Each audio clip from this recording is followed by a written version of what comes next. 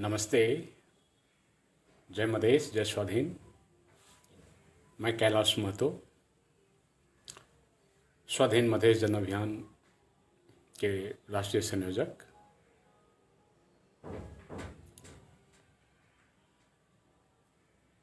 मैं फिर आज एक खास विषय वस्तु को लेकर लाइव पर आया हूँ।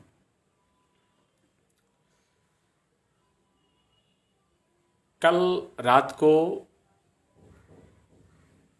जनमत पार्टी के एक मित्र ने मुझे एक फोटो भेजा था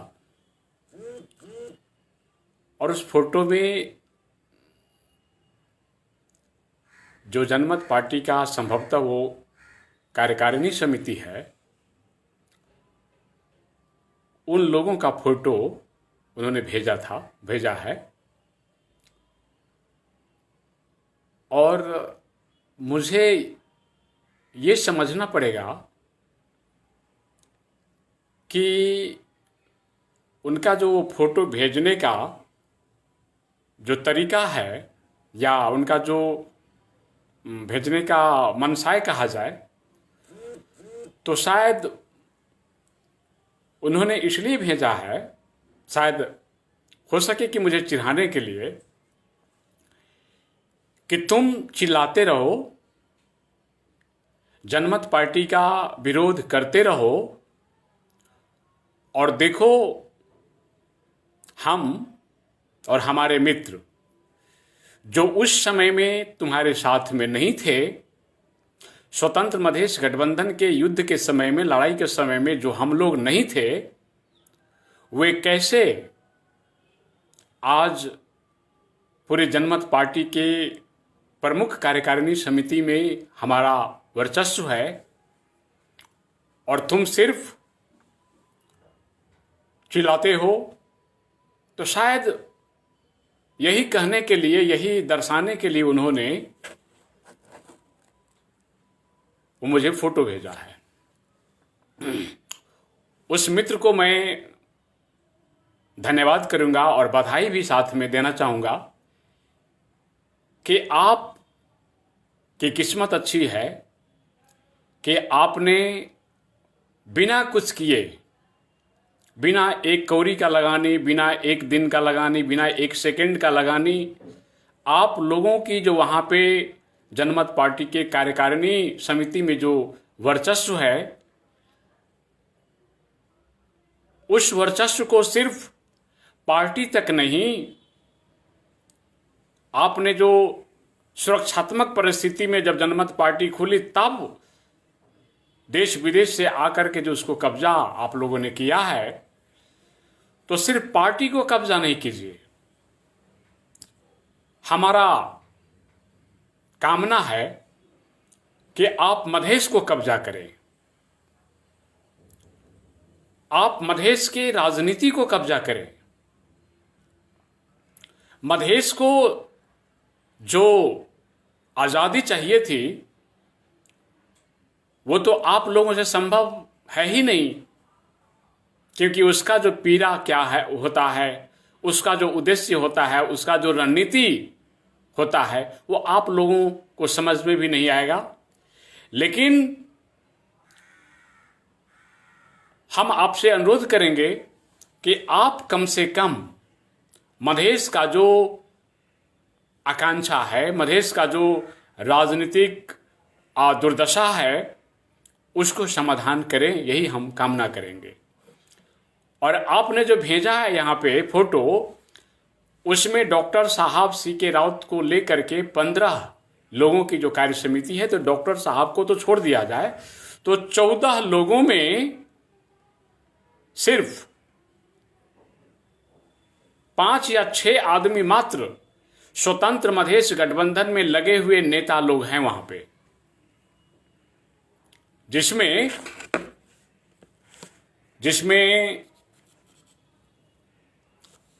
डॉक्टर साहब हो गए, वो तो संयोजक ही थे, अब्दुल जी हुए, दीपक जी हुए, चंदन जी हुए, भूपेंद्र जी हुए, राधा जी हुई, संजय जी हुए, ये लोग स्वतंत्र मधेश गठबंधन में काम कर रहे थे, काम किए थे, जेल मिल गए थे, बहुत सारे मुसीबतों को उन्होंने झेला था। बाकी के लोग, आप लोगों के बारे में मैं ज़्यादा नहीं बोलूँगा, लेकिन ये जो आप किसी कुत्सित मानसिकता से ये फोटो भेजते हैं हमको, जरा इस पे विचार करना चाहिए था आप लोगों को। ये गलत बात है। और आज मैं इसी मुद्दा से मैं जुड़ना चाहूंगा कि स्वतंत्र मधेश गठबंधन का हालात क्या था।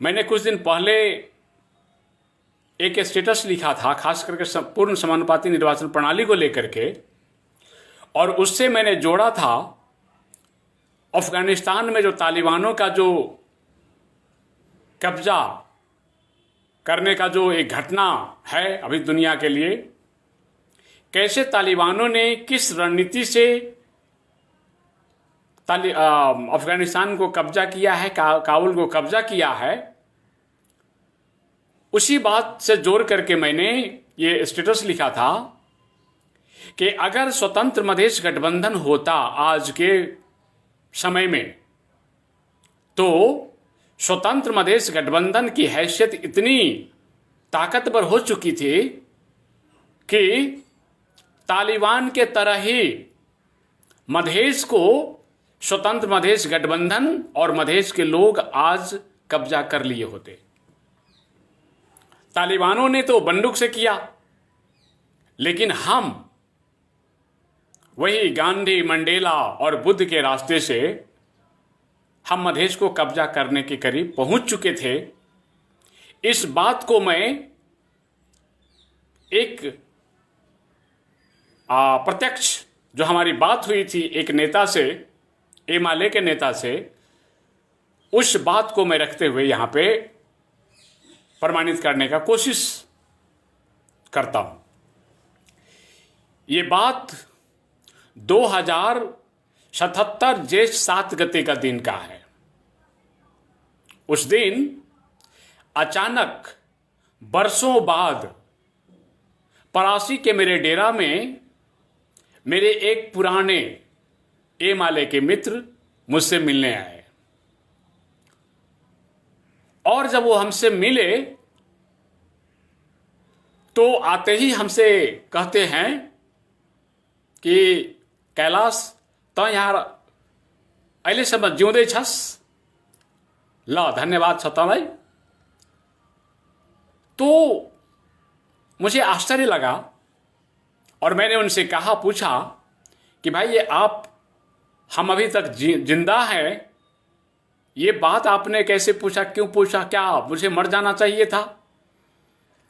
तो उन्होंने कहा, और वो एमाले के बहुत बड़े नेता हैं आज, केपी शर्मा ओली के शायद करीब वो रहते हैं, बहुत बड़े पद पे हैं, शायद वो पोलिट ब्यूरो सदस्य एमाले के हैं।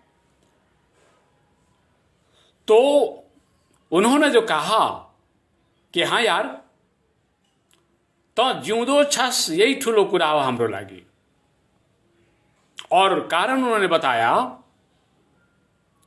कि हम इसलिए आपसे बोल रहे हैं कैलाश जी कि आप जिंदा हैं, इसलिए हमें खुशी है कि मधेसी जन अधिकार फोरम के आंदोलन के समय में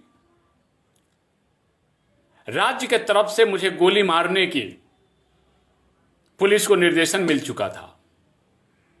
कारण यह था कि उस समय नवलपरासी के मंचों पर आंदोलन के द्वारा, आंदोलन के कार्यकाल में नवलपरासी के मंचों पर मैंने पहाड़ी लोगों को, पहाड़ी समुदाय के लोगों को बहुत बेइज्जत किया करता था, बहुत गाली दिया करता था, और इससे वो समाज पूरे अस्त व्यस्त हो गए थे, बहुत हमसे डर रहे थे। यहां तक कि पुलिस प्रशासन भी हमसे डरते, उस समय एकदम अस्त व्यस्त होने की बात थी। ये उन्होंने कहा, और उन्होंने कहा कि तुम्हारा जो मंच पे चढ़ करके सरकार को गाली देने का तरीका, पहाड़ी समुदाय को मतलब बेइज्जत करने का जो या गाली देने का जो तरीका था, उससे चीर करके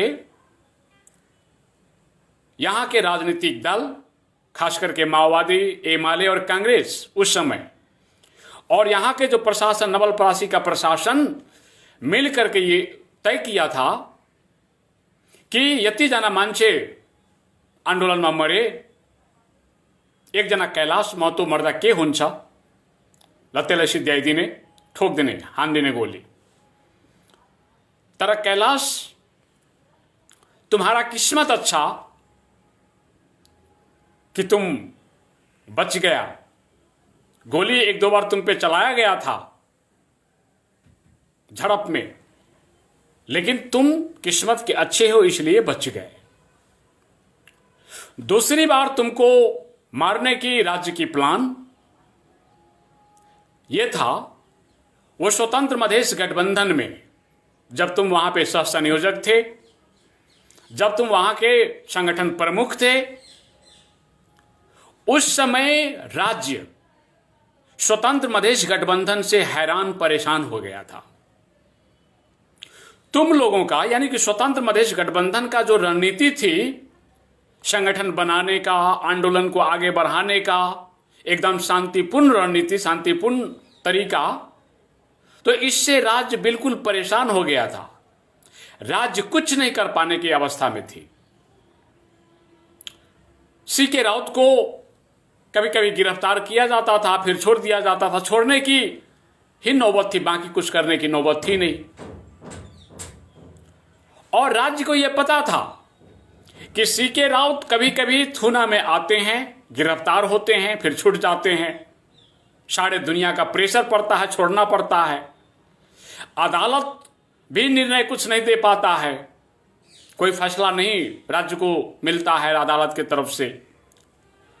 सारे दुनिया के सरकार, सारे दुनिया के मानवाधिकार कर्मी सरकार पे एकदम प्रेशर बनाने लगता है।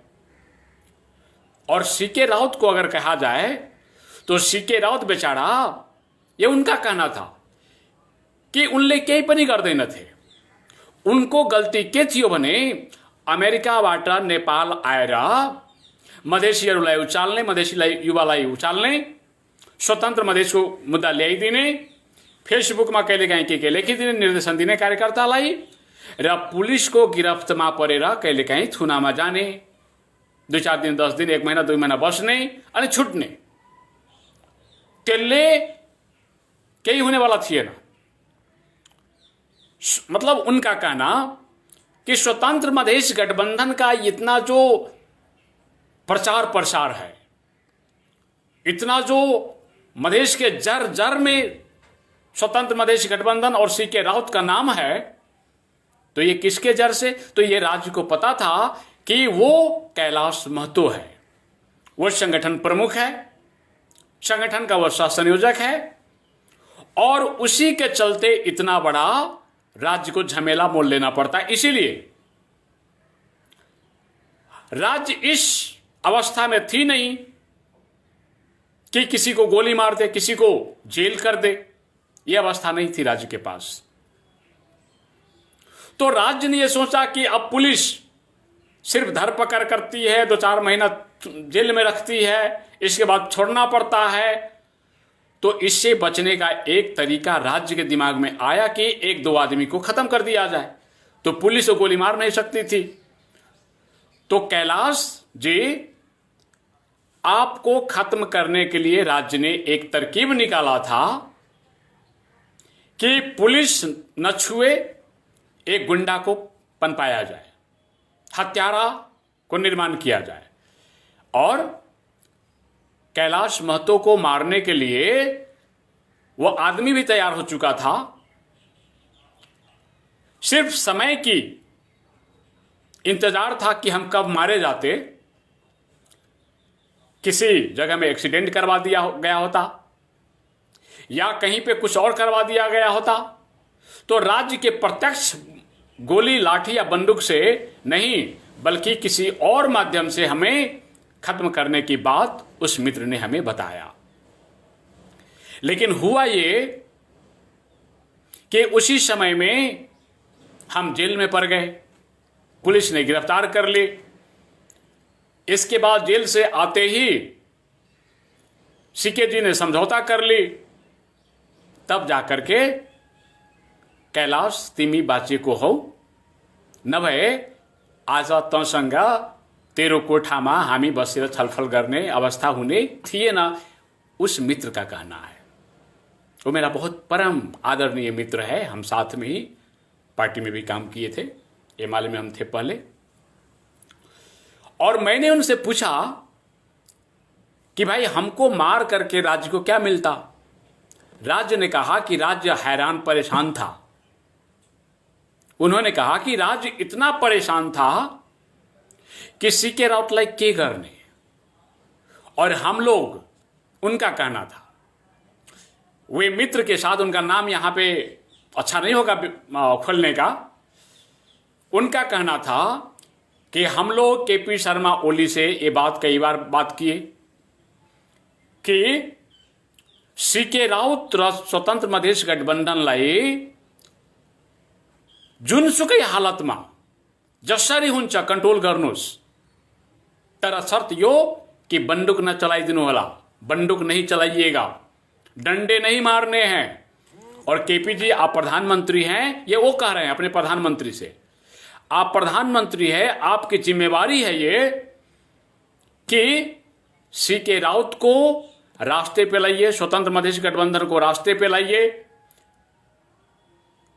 अगर नहीं लाए तो हम लोग जो पहाड़ी मूल के लोग हैं मधेश में, उन्होंने ओली से कहा था प्रधानमंत्री जी से कि हम लोग 80 से लेकर के 90% पहाड़ी लोग, पहाड़ी मूल के लोग, हम लोग मधेश में अब नहीं रह सकते। हम लोग मधेश छोड़ने का पूरा योजना बना चुके थे, पूरा निर्णय हो चुका था कि 6 महीना से लेकर के 1-1.5 साल के भीतर में अगर राज्य सीके जी के साथ में 11 बुधे सहमति नहीं किया होता तो उनका कहना था, गत साल 77 जेठ 7 गते के दिन का उनका कहना है मेरी डेरा में कि कैलाश हामी आजसम्म मधेसमा हुने थिएनौं, मधेस पहाडीबाट खाली हुन्थ्यो, पहाडीले मधेस खाली गरिदिएको हुन्थ्यो। ये अवस्था का जिक्र उन्होंने किया था और उन्होंने ये भी कहा कि या तक कैलाश जी हम लोग 80-90% पहाड़ी लोग मधेश छोड़ करके अपने अपने सुरक्षित स्थान पर चले गए होते, या तो मधेश आज एक अलग देश होता, ये 2 विकल्प में से एक होता, या तो देश बन गया होता 2077 जेठ 7 गते के दिन तक उनके अनुसार, या तो मधेश से भारी संख्या में 80-90% पहाड़ी लोग मधेश छोड़ करके पलायन हो गए होते अपने, और यहां पे रह कौन जाते, कौन पहाड़ी लोग, जिनके पास कोई आयस्ता, कोई व्यवस्था वो नहीं कर सकने वाले जो लोग हैं, मधेश में आकर बैठ चुके हैं, वे ही लोग यहां पे रहते। बाकी मधेश में हमरे जैसे लोग, उनके अनुसार कि हामी जस्तो मान्छे यहां बस्न अप्ठ्यारो थियो, ये उनका कहना है। और उन्होंने थप बताया कि हामीले केपी शर्मा ओलीलाई, हामीले आफ्नो प्रधानमन्त्रीलाई जब भन्यौं कि यस्तो अवस्था छ तो केपी शर्मा ओली ने कहा उन्हें, उनके टीम को, कि तपाईहरु किन आत्तिनुहुन्छ, म केपी शर्मा ओली हो, म पनि हिम्मत राख्छु, म त्यसै हार्दिन, म प्रयास गरिरहेको छु, तपाईहरु यो हारेको मानसिकताले कुरा नगरिदिनुहोस् र म कोसिसमा छु र खुदा न खास्ता मतलब यदि हम नहीं सक पाए तो कौन सी बड़ी बात है। केपी शर्मा ओली उनके टीम को कहा था कि कौन सी बड़ी बात है, मधेश अगर अलग हो जाता है नेपाल से तो ये कौन सी नई बात है।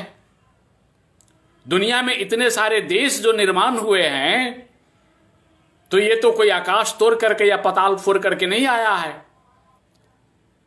इसी संसार के देशों से बाकी सारे देश बने हैं, तो प्रयास के बावजूद भी अगर मधेश और मधेशी लोग अलग देश बना लेते हैं तो ये कौन सी नई बात है, कौन सी आश्चर्यजनक की बात है। ये केपी शर्मा ओली ने उन्हें कहा था। लेकिन केपी ने यह भी कहा था कि हम प्रयास में हैं कि देश नहीं टूटेगा। अगर टूट गया तो इसमें आश्चर्य मानने की बात केपी के अनुसार नहीं था। और उन्होंने, केपी शर्मा ओली ने 5 की 7 आदमी का टीम बनाया। इन्हें मेरे मित्रों, जो मेरा मित्र हैं, जो मेरे डेरा में आए थे, उनके अनुसार उस टीम में वे भी थे, हमारे जो मित्र मेरे डेरा में आए थे वो भी थे। तो एक समूह बनाया गया, एक टीम बनाया गया और उस टीम का काम यह रहा कि मधेश में भ्रमण करना है। मधेश में पूरब से लेकर के पश्चिम और पश्चिम से लेकर के पूरब झापा तक, और पता यह लगाना है कि मधेश में सेंटिमेंट क्या है, सीके राउत के प्रति या स्वतंत्र मधेश गठबंधन के प्रति मधेशियों का सेंटिमेंट कैसा है, क्या है। और वे 5-7 आदमी का टीम जो बना, तो वो टीम यात्रा शुरू किया कंचनपुर से। तो कंचनपुर में तो स्वतंत्र मधेश गठबंधन का उतनी बड़ी पकड़ नहीं थी, आदमी कुछ थे लेकिन पकड़ नहीं थी, संगठन नहीं था। यह मैं नहीं बोल रहा हूं, उन्हीं का कहना है। लेकिन आदमी थे अंदर अंदर मधेश में मधेशी लोग, कंचनपुर में भी अंदर अंदर सीके के पक्ष में लोग थे। और उसके बाद उन्होंने बहुत सारे जगहों में, मधेश के बहुत सारे शहरों में, बहुत सारे चौक चौराहों पर वो सब मिल करके इसका अध्ययन किया, विश्लेषण किया। और उसमें उनका कहना था कि जिस पान के दुकान में जाते थे वहां पे अगर राजनीतिक मुद्दा छिड़ जाता था तो सीके राउत का चर्चा स्वतः हो जाता था, आप से आप होता था। स्वतंत्र मधेश गठबंधन का चर्चा होना था वहां पे। जिस होटल में वे रुकते थे वे लोग, उन होटलों में अगर राजनीति की चर्चा हो जाती थी तो सीके राउत की चर्चा बिना लोग रहते नहीं थे। स्वतंत्र मधेश गठबंधन का वहां पे विश्लेषण होता था। जिस पान के दुकान पे, चाय के दुकान पे वे लोग जाते थे, खास करके मधेश के एरिया में, पैराहवा, जनकपुर, कोहलपुर, नेपालगंज, जनकपुर, राजविराज, विराटनगर, जलेश्वर, बर्दीबांस, क्या कहते हैं, मलंगबा, बीरगंज, इन जगहों पर तो मेरे मित्र का कहना रहा कि हम लोग जहां गए मधेश में, लोगों में यही था केवल, हर जगह, हर पान के दुकान पे, हर चाय के दुकान पे, हर होटल में, हर जगह के अंतिम उपाय अब स्वतंत्र मधेश गठबंधन मधेश के लिए। मधेश में सारे के सारे पार्टियों की, मधेश की पार्टियों की खाता बंद होने वाली थी। अब जो भी है, मधेश का अंतिम विकल्प स्वतंत्र मधेश गठबंधन है। डॉक्टर सीके राउत के नेतृत्व का जो संगठन है वही है। ये आवाज उन्होंने सुना हर जगह मधेश में। और सुन करके वे इतने त्रसित हो गए थे, इतने डर गए थे कि ये बात उन्होंने केपी शर्मा ओली को सुनाई, उन्होंने सब मिल करके। और केपी शर्मा ओली ने कहा कि अगर ऐसा है तो हम एक बार अंतिम प्रयास करेंगे, क्योंकि हम अंतर्राष्ट्रीय जगत से परेशान हैं। केपी शर्मा ओली का कहना है सरकार अंतर्राष्ट्रीय प्रेशर के चलते कुछ निर्णय नहीं कर पा रहा है सीके राउत के पक्ष में या विपक्ष में, ना अदालत कुछ निर्णय दे पा रहा है, ना हम ज्यादा लंबा समय तक जेल में रख सकने की स्थिति है। तो इस अवस्था में केपी जी का कहना था कि अगर मधेश नेपाल से अलग हो भी जाता है तो सर दुखाने की बात नहीं है। ये कच कच कच कच कच कर बराबर हर हमेशा मधेश, मधेसी, मधेश का आंदोलन, मधेश का मांग, तो कम से कम इससे भी नेपाल को छुटकारा ले लेना ठीक ही रहेगा। ये केपी शर्मा ओली का कहना था। ये मेरे मित्र ने मुझे सुनाया। तो ये था औकात स्वतंत्र मधेश गठबंधन का। और अगर डॉक्टर साहब सीके जी वो 11 बुधे सहमति न भर कर दिए होते तो हमारे मित्र के अनुसार मधेश दो में से एक ढंग से आजाद हुआ होता। या तो यहां के मधेश के साधन स्रोत पर जो बाहर के लोग आकर के हुकूमत जमा कर बैठे हुए हैं वे यहां से भगने की अवस्था में थे, या तो मधेश आजाद देश बन गया होता, हो गया होता। और इस कारण से मैंने उस दिन स्टेटस में लिखा था कि जैसे तालिबानों ने काबुल को कब्जा किया है, अफगानिस्तान को कब्जा किया है, अगर हम लोग थोड़ा धैर्य कर लिए होते, जल्दी सहमति नहीं कर दिए होते डर करके या कुछ ले दे करके, तो मधेश आज स्वतंत्र होता या मधेश आज मुक्त होता गलत लोगों से। और यही कारण है कि हम लोगों को बहुत तकलीफ हुआ। और ये बात सुनने के बाद हम आषाढ़ 13 गते के दिन जनमत पार्टी को हम लोगों ने छोड़ा है। ज्येष्ठ 7 गते 2077 के दिन वो साथी मेरे डेरा में आए, लगभग 3-4 घंटा रुके और इन सारे बातों पे छल फल करते हुए, विचार विमर्श करते हुए आषाढ़ 13 गते के दिन हम लोगों ने डॉक्टर सीके राउत को और उनके पार्टी के जनमत पार्टी को हम लोगों ने छोड़ा। तकलीफ अंदर बर्दाश्त नहीं हो पाया। तो इस हिसाब से जो मधेश के हिस्सा में आने वाला था, जो आजादी, जो स्वतंत्रता, डॉक्टर साहब ने धोखा दिया। डॉक्टर साहब ने अकेले निर्णय लिया और हमारा, जैसा कि हमने कहा कि हमारा असहमति इसी कारण से डॉक्टर साहब से बना कि आपने अकेले निर्णय कैसे और क्यों लिया। कोई भी राजनेता, दुनिया का कोई भी राजनेता जेल के दीवार के भीतर से सहमति नहीं करता है। न वो गांधी ने किया, न मंडेला ने किया, किसी ने नहीं किया।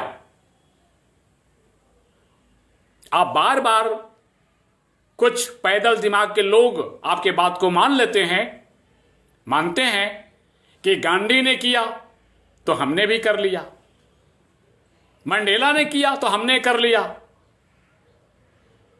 मंडेला ने कैसे किया, गांधी ने कैसे किया, ये आप गलत लोगों को सिखा रहे हैं। और दुख की बात यह है कि आपके साथ में जो लोग हैं, कुछ पैदल लोग, पैदल दिमाग के लोग, वे अपने से तो अध्ययन करते नहीं। आपने जो कह दिया वही परम सत्य, आपने जो सुना दिया वही हकीकत, वही अंतिम सत्य। समस्या वहां पे है। लेकिन हम लोग वैसे नहीं हैं। हम लोग अध्ययन करते हैं थोड़ा बहुत, उस आधार पे हम ये दावा करेंगे कि आपके तरह न गांधी ने किया, न मंडेला ने किया, न बुद्ध ने किया, किसी ने नहीं किया। और आप इतना बड़ा धोखा दिए हैं मधेश को। कभी आप किसी को सुगवा सांप से तुलना करते हैं, किसी को काला नाग से तुलना करते हैं। अगर तुलना किया जाए तो हम भी उनको पसंद तो नहीं करते, लेकिन आपसे अगर तुलना किया जाए तो आपसे कहीं न कहीं कुछ न कुछ स्तर पर वे आपसे बहुत अच्छे हैं। क्योंकि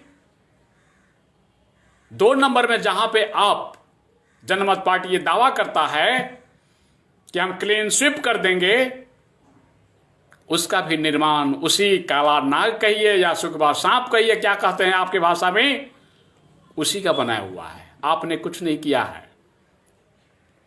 आपने तो ले दे करके सारे के सारे पैर पे चढ़ा दिए। केपी शर्मा ओली का आपका परमात्मा है वो। तो ये आपने मधेश के साथ धोखा किया है। ये मधेश बर्दाश्त नहीं कर सकता है। आपको लगता है कि मधेश इस बात को भूल चुका है, तो आप भ्रम में हैं, जनमत वाले भ्रम में हैं।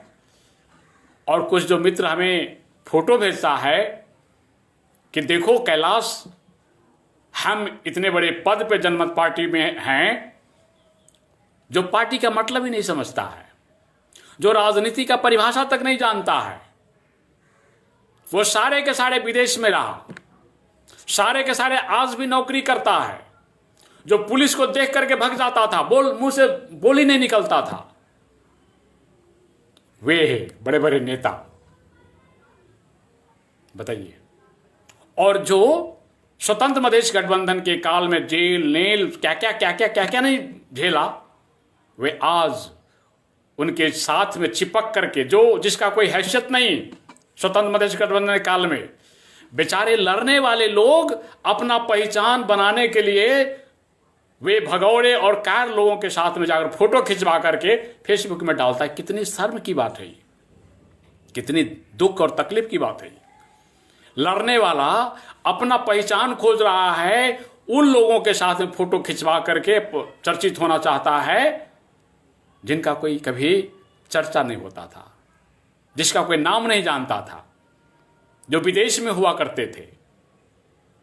और वे आज हमें फोटो भेजते हैं कि देखो कैलाश, तुम चिल्लाते रहो और हम इतने बड़े पद पे पहुंच चुके हैं। भाई पहुंची, अच्छी बात है, पद पे नहीं, काम तो कर दीजिए पद के अनुसार।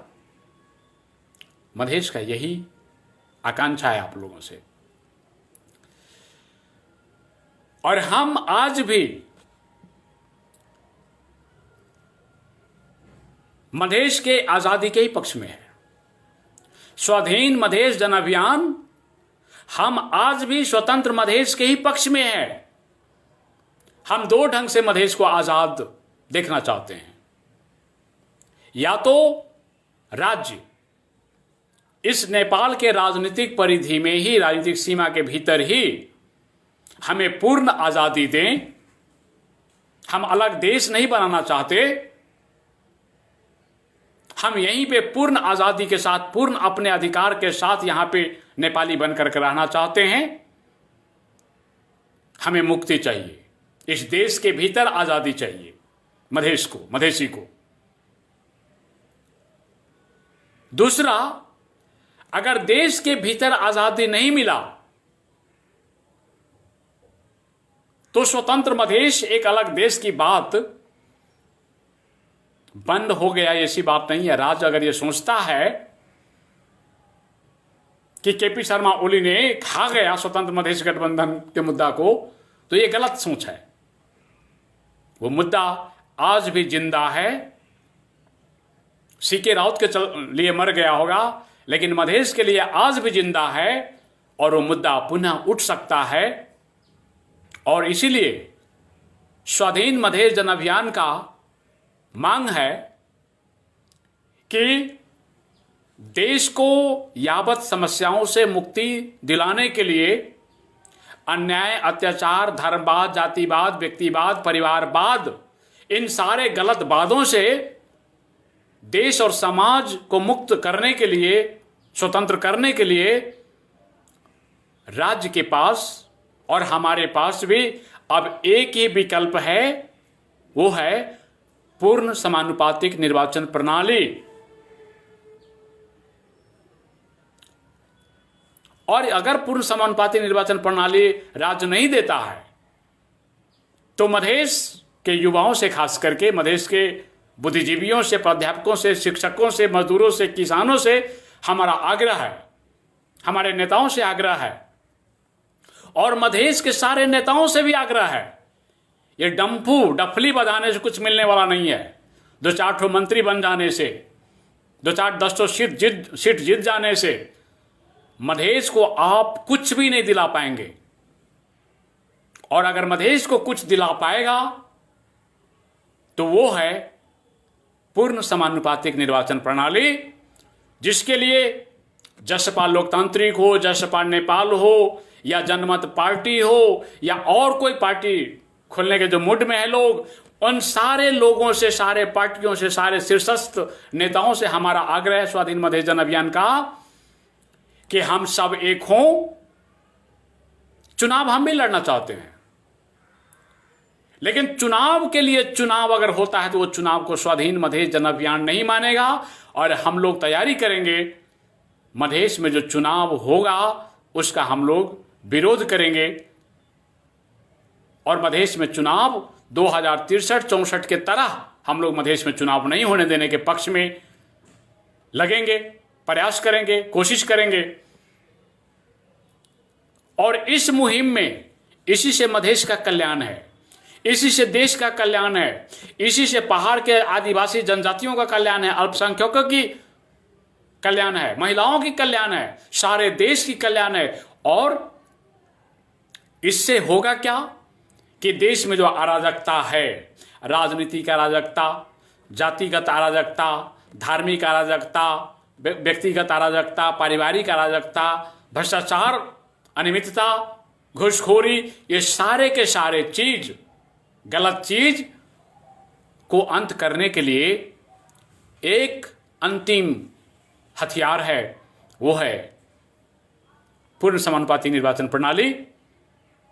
इसमें अगर हम सब एक होते हैं, खास करके मधेशी दल, मधेश के नेता, मधेश के युवा, मधेश के बुद्धिजीवी, तो नेपाल की दुनिया में किसी की हैसियत नहीं है कि मधेश को छोड़ करके कोई चुनाव करवा ले।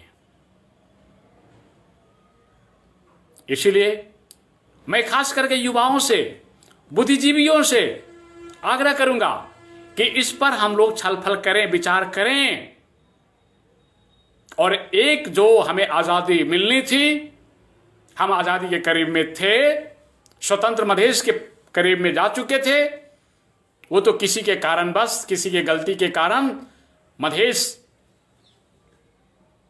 गया बहुत पीछे। लेकिन मधेश पीछे जाने का मतलब ये नहीं है कि मधेश अपने मुद्दाओं को छोड़ दिया है। मधेश आज भी उसी राह पे है। कुछ लोगों के भटक जाने से मुद्दा गौण नहीं होता और हम नहीं चाहते कि नेपाल अलग 2 टुकड़ों में जाए, 3 टुकड़ों में जाए या कई टुकड़ों में जाए। लेकिन अगर हमारे मांगों को, पूर्ण समानुपातिक निर्वाचन प्रणाली को नहीं लागू किया गया तो इसका गारंटी हम भी नहीं ले पाएंगे। इसका जिम्मेवार, पूर्ण जिम्मेवार राज्य को लेना पड़ेगा। इसकी जिम्मेवारी उसकी होगी।